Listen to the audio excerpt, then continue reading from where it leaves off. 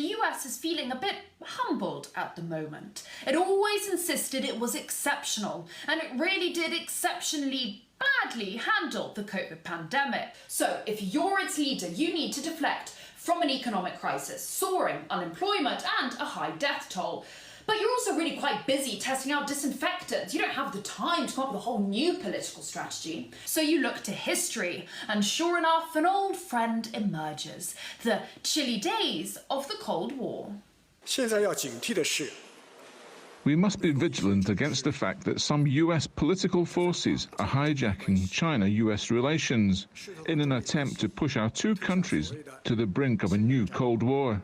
Decades ago, you wanted those poor, repressed people behind the Iron Curtain to taste freedom in a Coca-Cola bottle. So now you need to find some 21st century poor, repressed people who are just thirsting for your liberty.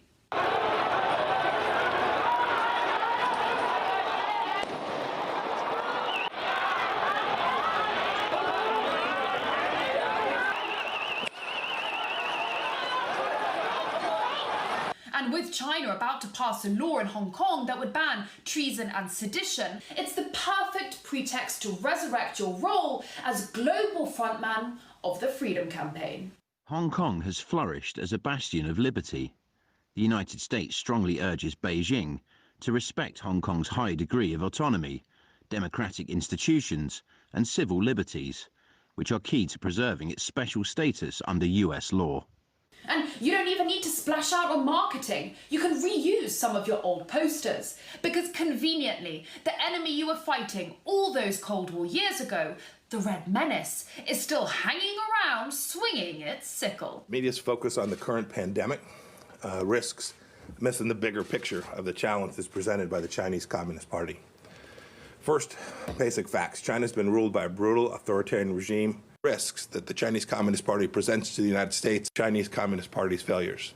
Disinformation campaign that the Chinese Communist Party presents the central threat of our times.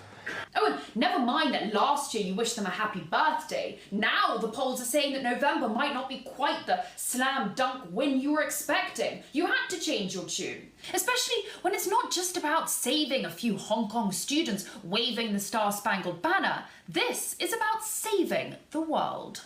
China should be held responsible for what they've done. They have hurt the world very, very badly. But you don't want to be the only one. So, like any good Democrat who believes in the freedom of choice, you bully people into following your lead. From encouraging them to delay projects, to making them get on board a huge investigation even when they're themselves in the middle of the biggest recession in history, or threatening a breakup if they carry on with a deal you just don't like. We will simply disconnect. We will simply separate. We're going to preserve trusted networks for important information. We hope our friends and partners and allies across the world, especially our Five Eyes partners like Australia, will do the same. Times have changed a bit, though. Waving your nuclear weapon used to be a good scare tactic, but now it's a bit passé. So you modernise and instead reach for your new favourite foreign policy tool, economic strangulation. You don't need healthy competition right now. You're in the middle of a crisis. So don't let Huawei get the chips they need to survive, and ban some Chinese companies from listing on the US stock exchanges. Oh, and obviously, when in doubt, sanctions. Secretary Pompeo would likely be unable to certify that Hong Kong maintains a high degree of autonomy, and if that happens, there will be sanctions that will be imposed on Hong Kong and China. There are no guarantees, of course, but if you do all this, you might be able to shift just enough of the blame and attention from yourself to claw back to re-election position. And by the time the electorate realises it had the whiff of a witch hunt, who cares? You'll be ensconced in your favourite Oval Office chair.